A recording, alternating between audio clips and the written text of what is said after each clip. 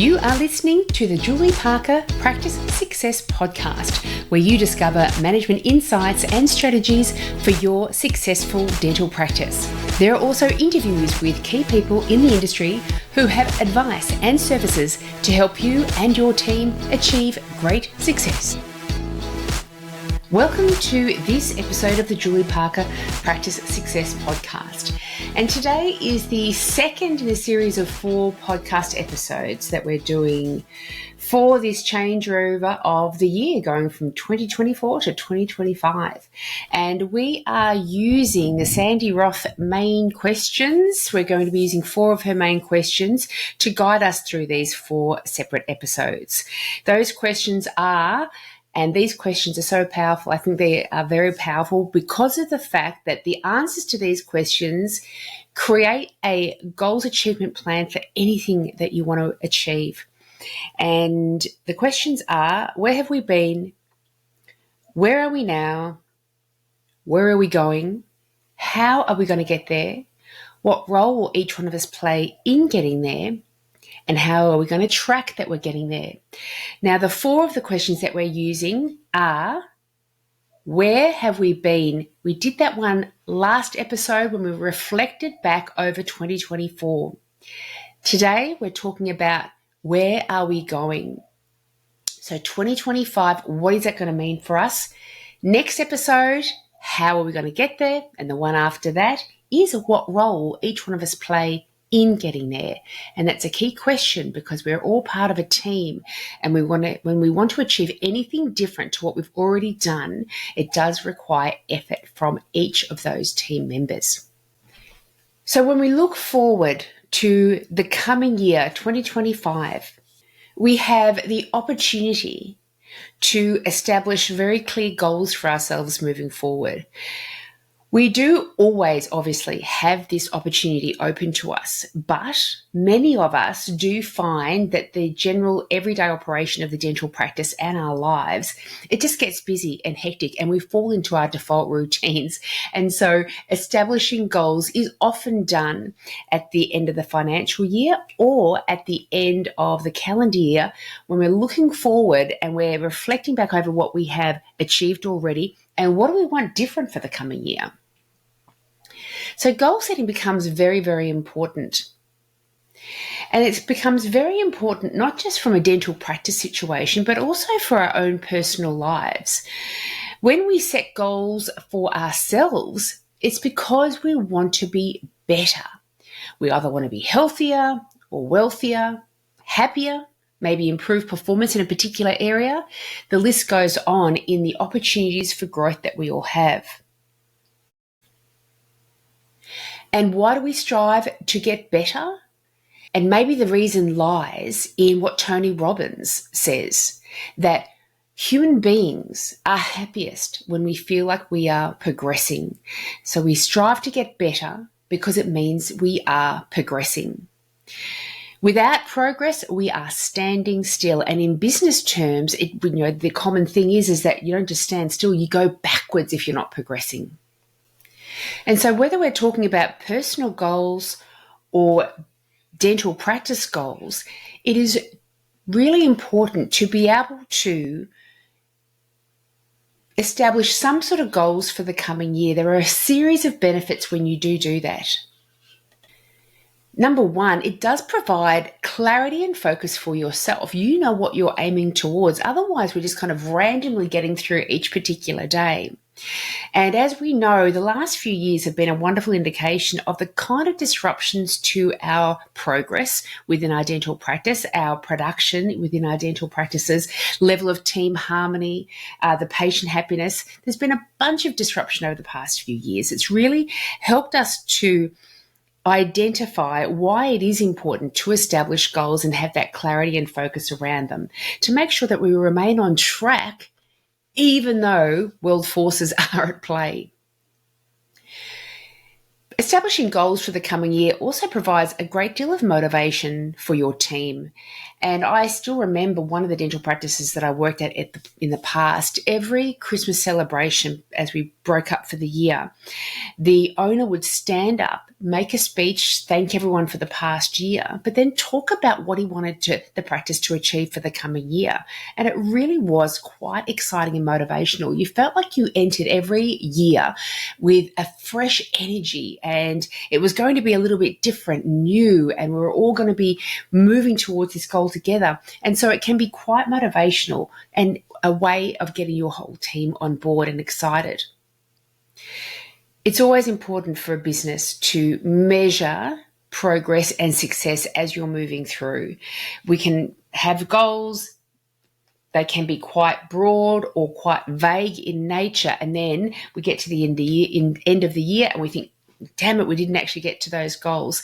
And so just the mere fact of establishing a goal that's very specific, and we're going to, of course, move through those kind of the specificity that's required around goals, because the way we construct that goal is also important to our chances of actually achieving that goal. Establishing goals also really helps to identify their priorities. Everyone knows what's the most important thing we're working on right now. And so it helps with their own individual decision making on a day-to-day basis around patient care and production goals and any other goals that you might have for your practice.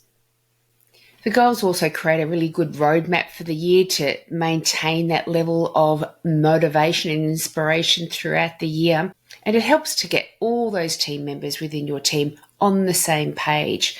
But I think really the most important reason why establishing practice goals, just like personal goals, is because we don't want to stand still. We don't want to go backwards. We do want to make sure that our lives are meaningful. And I saw a fantastic quote over the last few weeks that said that life itself is delivered to us meaningless. What is offered to us in terms of our life is actually quite meaningless.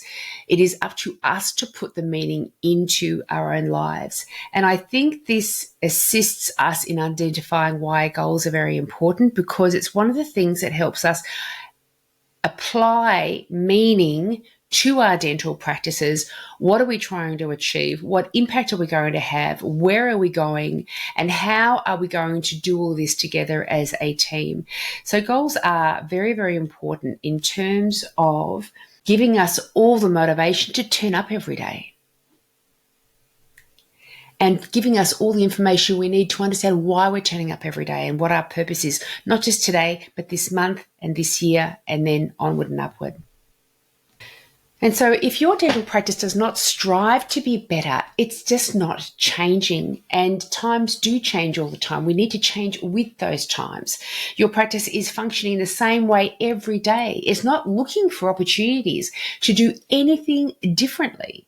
And that means it is no longer curious about whether what your valuable patients are looking for is different now to before. And it is no longer curious about whether the environment that you have created continues to be a desirable one for your team members. Never before, when we're talking about team dynamics, has it been more important to really address and pay attention to and be curious about what do our team members want. Over the generations, we have seen it roll out that different generations want different things from their working environments. And if we ignore that fact or don't address that fact or don't look into that fact, then we will fall behind slowly, with team members opting for other dental practices to work for rather than ours. And then we'll be left wondering why. But the way we've always done it this way, and it's always worked. Goodness me, with recruitment right now, that's so in our faces that the way we've always done it in the past is no longer working now. And we don't want to get into that position with our patients either, and we don't want to get into that position with our business and how competitive our business is. We are always facing different challenges, and in order for us to remain on top of that and be successful despite all the ups and downs of the many facets of the industry and life, we need to be able to progress. And to be able to progress part of that is establishing clear goals for ourselves. And so looking to 2025, let's have a look at how we can establish some really great goals. Because what goals do you establish? Some of you will know exactly what kind of goals you'd like to establish. But others may like a little bit of guidance as to what kind of goals are good for ourselves for this coming year. So there are different types of practice goals.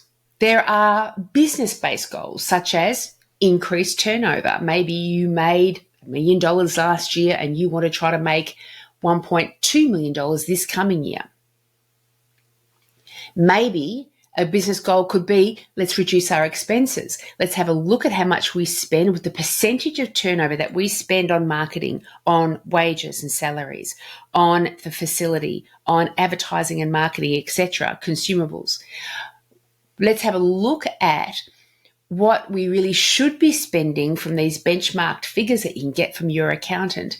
And if we're out of whack with any of those, let's make sure that that's a business goal for ourselves moving forward, that we are going to make sure that we reduce our expenses down, therefore increasing profitability.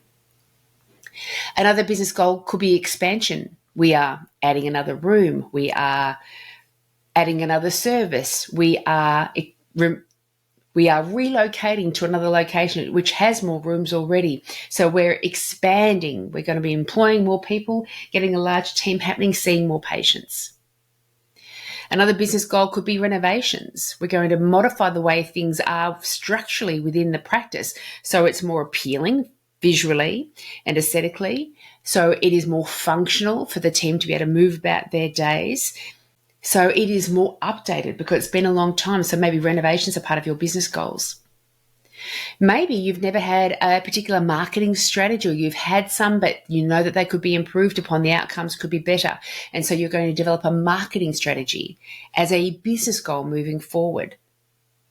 So there's a series of business goals that you could have. There's also a series of dental practice goals, goals that are really just unique to our profession. Practice goals such as, we're going to improve patient retention. So once we have our patient base, maybe attract more new patients, we're going to do things to make sure that they stay with us. So we're going to be acknowledging there's a new patient figure coming in every month, but what are we doing to keep them here?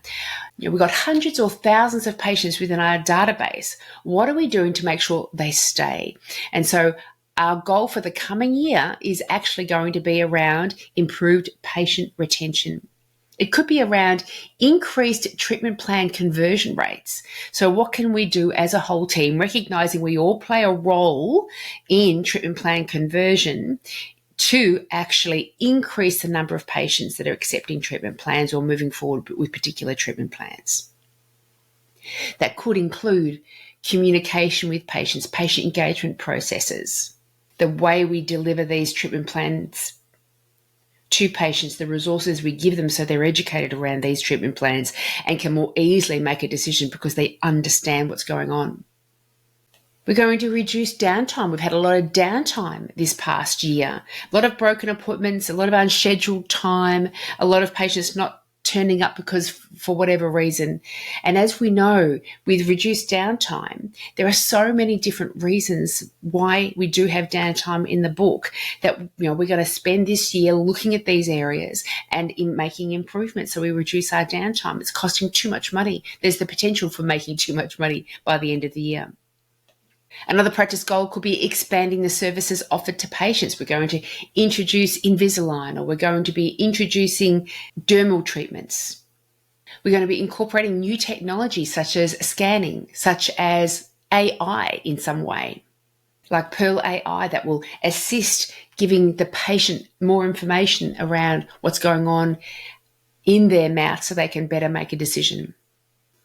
We're going to possibly improve the results of our recall system. We haven't looked at doing anything different in our recall system for the past 5 years. We're going to have a fresh look at that, see what kind of response rate we have to our recall system and what we could do to improve that response rate.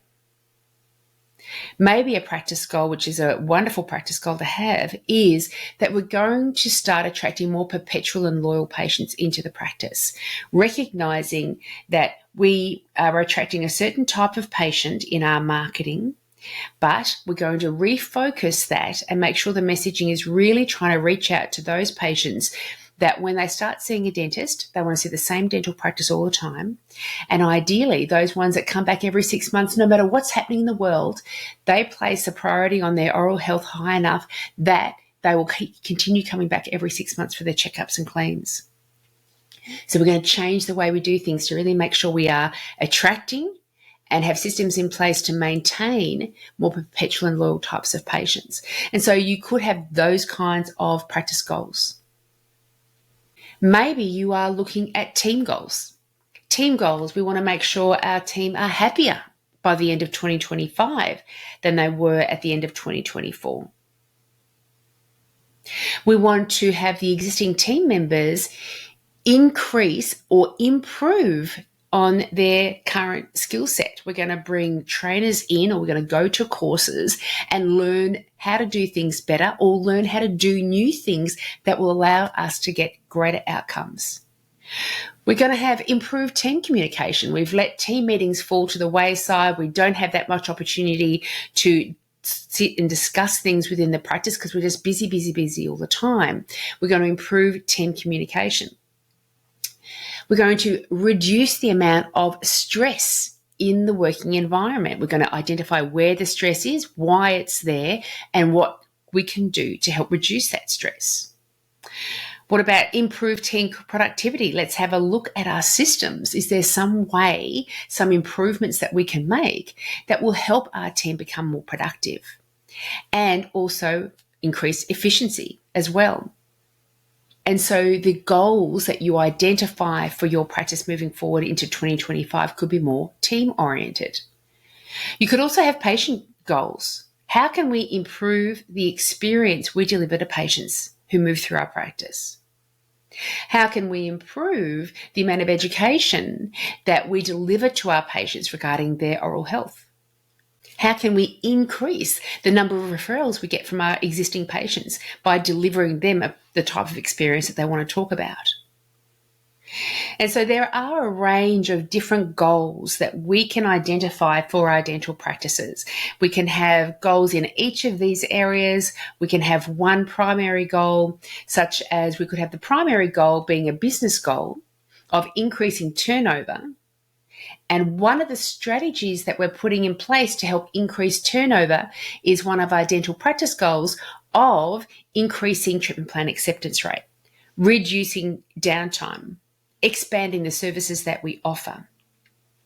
In order to achieve those goals, we're going to move into team goals of increasing and improving the current skill set of our team members. Because if we do everything the same, we'll get the same outcome. And so in order for us to support our goals, we understand that we need to include all the team members in that goal achievement process.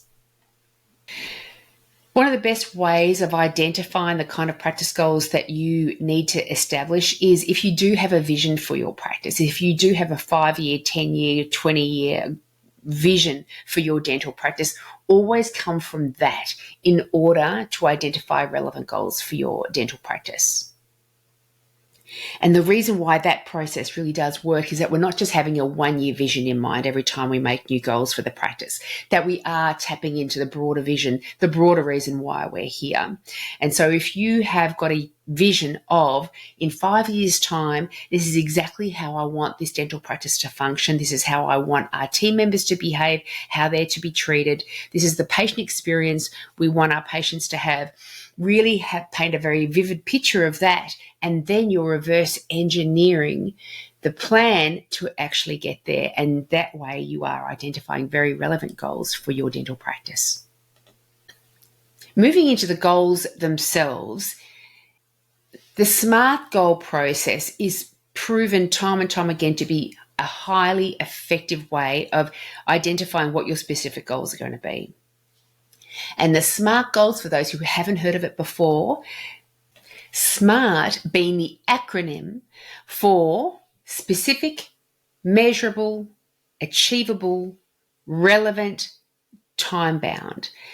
And when you create SMART goals, you know that you are creating effective goals for yourself and your team moving forward. So we'll go through these very quickly. S for SMART is specific, that your goals are detailed and clear. And a great analogy to use is weight loss. So for example, if I moved into 2025 saying, I just would like to lose weight, it's far too broad. It's not specific enough to be a really clear goal moving forward. It's quite a different story if I move into 2025 and say, okay, by the time 2025 ends, I am going to have lost 5 kilos. I'm going from this many kilos to this many kilos by the end of that year. And so the specificity around your goal is crucial. In terms of a dental practice situation, if it's production that you would like to increase, you can imagine how likely you would be to achieve a goal if you said, we just want to make more in 2025 than we did in 2024. No, it's far better to say we made $1 million in 2024 and our goal is to make $1.2 million in 2025. Then you can start to reverse engineer and say, well, we need to make an additional $200,000. What does that mean every month? What does that mean every week? And then what can we do to make sure that we are doing things differently in order to achieve that different goal?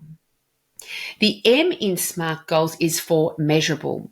We do need to be able to track whether we are actually achieving our goals. Again, in the weight loss situation, how am I going to track if I'm losing weight? Well, obviously, I'm going to step on the scales.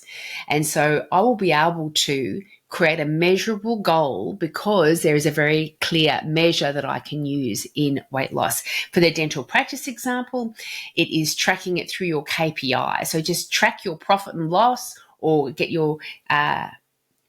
the reports from the dental software every month of how much money are we making every single month. So it's easy to then be a measurable thing. You might think, well, how are we going to measure team harmony? Well, you can do that through one-on-one conversations with your team members, but even better, include a survey every month that everyone knows what the goal was. We know that we're implementing systems and strategies to achieve that goal. And so therefore we understand why we're being tracked every month, our level of happiness and harmony within this working environment. And so when I'm addressing the survey every month and we're looking at those results, that is a way of tracking, of measuring the success rate of your goal. With patient happiness, surveys again can be a fantastic way of tracking whether you are achieving your goal of improving the patient experience at your practice. You could even use a mystery shopper in a sense. Identify somebody to come in at the start before you've made any changes. So in January, get someone to come through as a mystery shopper.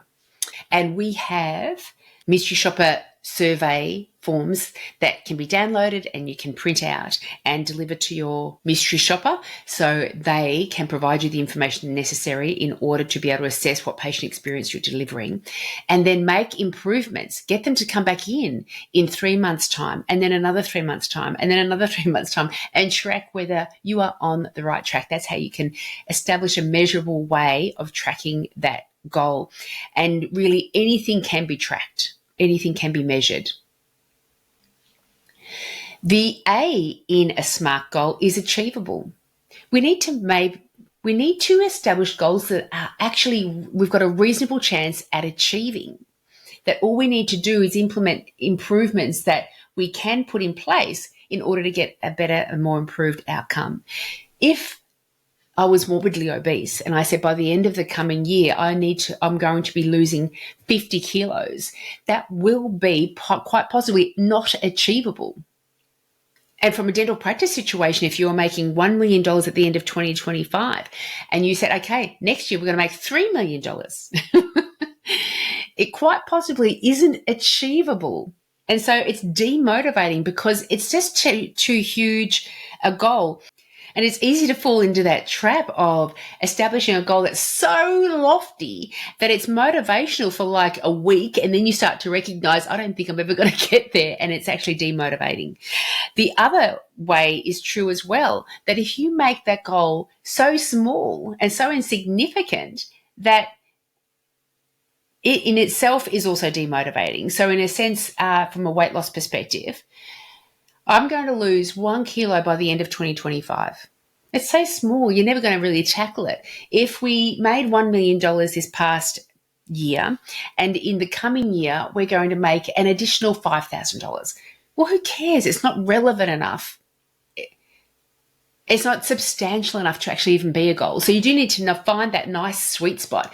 It needs to be an achievable goal, but something that does push you and force you to progress. The R in SMART goal is relevant. The goals do need to be relevant to the dental practice. And so for a practice owner, increased turnover could be a really great relevant goal because it's relevant to them, because they themselves, their business is progressing. Is it relevant for all the other team members? Maybe not so much. Some, yes, but some maybe not. But how can we make it relevant? And quite often, the increased turnover allows the practice to do additional things that then can help it be more relevant to the team members. For example, with an increased turnover, we can help treat more patients, have a bigger impact in the local community, create a better environment, a better experience for our patients moving through, because we are spending money on things that allow them to benefit from more than they did last year. But also for our team members as well. These are the additional things we'll be able to afford for this practice because we are increasing our turnover. And so the relevant factor, if the goal is not relevant to us, each individual team member, motivation for that goal will wane very quickly. The T in SMART goals is T for time bound. We must put a time frame on our goals. We can have a broad time frame, such as by the end of 2025, we want to hit this financial target, but then break that down to every month as well. If we fail to put a deadline in place for our goals, there will be no reason to actually take action now. We'll just keep delaying action until tomorrow. Creating a time-bound goal builds that sense of urgency and importance over putting the actions in place that we have identified that we need to put in place in order to achieve the goal, to start making progress. And the most ideal situation is when we've established a goal, we've all established how we're going to get there and what role will each one of us play in getting there, and start taking action immediately. That's where we get immediate progress, and we're really leveraging off motivation big time. And so creating for yourself SMART goals, very important aspect of creating goals moving forward to make sure that you are setting yourself up for success. It is all about creating the environment for success. And in terms of creating that environment for success, consider that weight loss goal. The year 2025, I am going to be losing 10 kilos, for example. Just identifying that goal, and it's a SMART goal. It's specific, 10 kilos. It's measurable. I'm going to be jumping on the scales every day. It's achievable. In a year, I can lose 10 kilos. It's relevant. I want to lose 10 kilos. I want to fit better into clothing. I want to look better. I want to feel healthier. I want to have more energy. It's relevant. And it's time bound. I'm going to do it by the end of the year. But if I just did that, it still wouldn't be enough. That's me identifying a good goal moving forward. But when we're talking about creating the environment for success, what else would I do? I would go through my pantry and remove all of the high calorie items. I would find that gym membership. I would buy the workout clothes. I would allocate time in my diary for working out. I would create a new shopping list and series of recipes that I could cook for myself that will assist me and support me in my goal achievement. And so creating the environment for success is crucial for our goals achievement. And that is what we're going to be talking about next episode, the how are we going to get there. So until then, reflect over your dental practice. What kind of goals or what series of goals do you want to identify? Do you want them to be business goals, dental practice goals, team goals, patient goals, a combination of everything. Usually it is a combination of everything. So really have a think about where you'd like to move forward in the year 2025. Look at your vision. If you haven't got a vision, consider your vision over the coming days. Where do you want your practice to be in 5 years' time? Just like our own personal lives, right now I'm 54. If I think to myself just before hitting the age of 60, or just have me thinking about when I hit the age of 60, what would I like to have achieved in my life by the time I hit 60? Different aspects of my life, spiritually, fitness, my level of training in the things that I do, hobbies, aspirational things, impact on community, impact on friends and family. My personal level of confidence, happiness, peace, harmony, action, effectiveness. Think about where you want to be in your dental practice in 5 years' time, in 10 years' time.